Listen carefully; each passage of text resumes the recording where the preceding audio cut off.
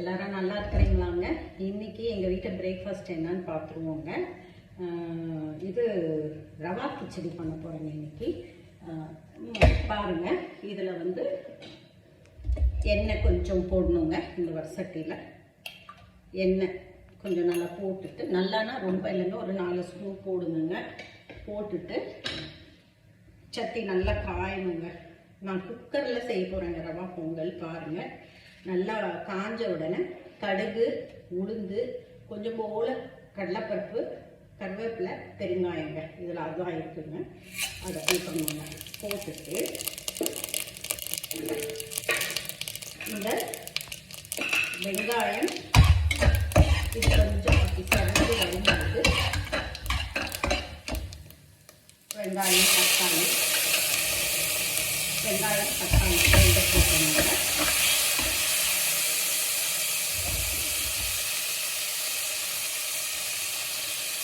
வெங்காயம் தக்காளி, அது கூட வந்து இஞ்சி, பூண்டு, பச்சை மிளகா, கொஞ்சம் கொத்தமல்லி வச்சுருக்கேங்க. இதையுமே கூட இதில் போட்டுடலாங்க. போட்டுட்டிங்கன்னா இது நல்லா வதங்கணுங்க. கொஞ்சம் சட்டியில் கொஞ்சம் ஆனில் வச்சு நீங்கள் வந்து வதக்கணும். கொஞ்சம் குறைச்சி வச்சுக்கோங்க. அது கூட வந்து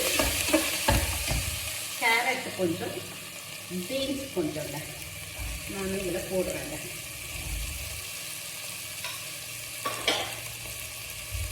போட்டுட்டு இதை நல்லா இது வந்து கொஞ்சம் மூடி போட்டு இப்படி மூடி வச்சுட்டிங்கன்னா கொஞ்சம் சால்ட் ஆட் பண்ணிக்கோங்க. சால்ட் கொஞ்சம் போட்டுட்டிங்கன்னா நல்லா கலக்கி விட்டுக்கோங்க. கலக்கி விட்டுட்டு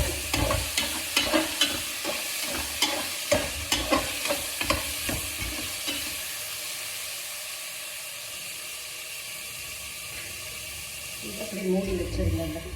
ஒரு 2 மினிட்ஸுங்க, அப்போ தான் வேகும். அதுக்குள்ளேங்க நீங்கள் வந்து என்னோடய சேனல் சப்ஸ்கிரைப் பண்ணலைன்னா சப்ஸ்கிரைப் பண்ணுங்க. சப்ஸ்கிரைப் பண்ண சொல்கிறது எதுக்குன்னா, என்னுடைய குக்கிங் ரெசிபீஸ் வந்து உங்களோட சப்ஸ்கிரிப்ஷன் லிஸ்ட்டில் ஆட் ஆகுங்க. அப்போ அதை நீங்கள் பார்த்து உடனே உங்களோட ஹோம் பேஜுக்கு வரும். ஸோ நீங்கள் அதை பார்த்துட்டு உங்களுக்கு அந்த குக்கிங் அந்த ரெசிபி நல்லா இருந்தால் மட்டுமே நீங்கள் லைக்கும் ஷேரும் கொடுங்க.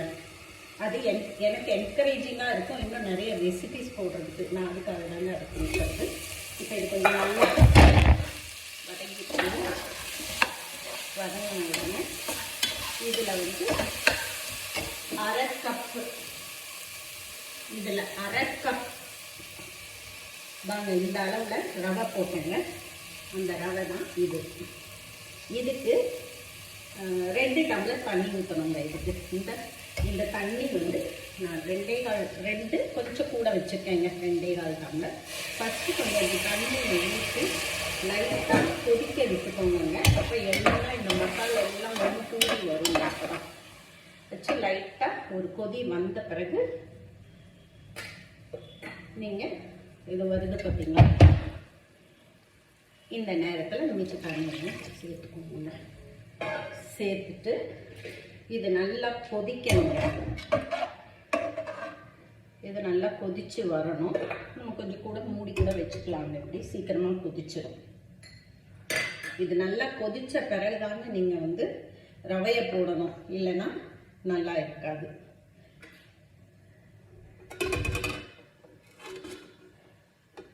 இது கொதிக்கட்டுங்க. இதுக்கு வந்து இந்த ரவா உப்புமாவுக்கு பார்த்தீங்கன்னா நமக்கு சட்னி, தேங்காய் சட்னி ரொம்ப நல்ல காம்பினேஷனுங்க.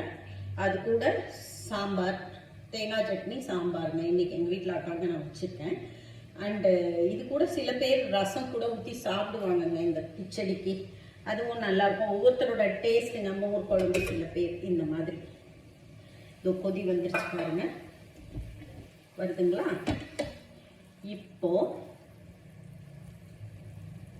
நல்லாவே கொதி வரட்டுங்க.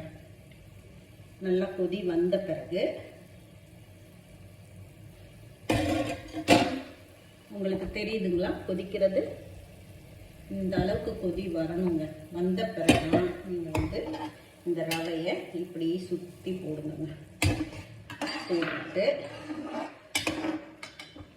நல்லா இது கூட கொஞ்சம் வறுத்து வச்சுருக்கேங்க முந்திரி பருப்பு, நான் அதையும் போட்டுருக்கேங்க. அது ஆப்ஷனல் தாங்க, உங்களுக்கு விருப்பம் இருந்தால் சேர்த்துக்கோங்க, இல்லைன்னா வேணாங்க. அது இதை என்ன பண்ணணும்னா நீங்கள் இப்படி மூடி வச்சிடணும். மீடியம் குக்கரை மூடி ஒரு விசிலுங்க வச்சிங்கன்னா, அது ஒரு விசில் வச்சு ஒரு 2 மினிட்ஸுங்க வச்சிங்கன்னா உங்களுக்கு உப்புமா ரெடிங்க. நான் ஏற்கனவே இங்கே கொஞ்சம் செஞ்சு வச்சுருக்குறேங்க. இது பாருங்க, எங்கள் வீட்டு டிஃபன் வந்து இன்னைக்கு உப்புமாங்க. அது ஒரு விசில் வச்சு நீங்கள் திறந்தீங்கன்னா இந்த மாதிரி வந்துருங்க. இதுதான் எங்கள் வீட்டு டிஃபனுங்க. உப்புமா வித் தேங்காய் சட்னி சாம்பாருங்க. நீங்கள் உங்கள் வீட்டில் இதை செஞ்சு பாருங்கள், சாப்பிட்டு பார்த்துட்டு நல்லா இருக்குதா சொல்லுங்கள் கமெண்ட்டில்.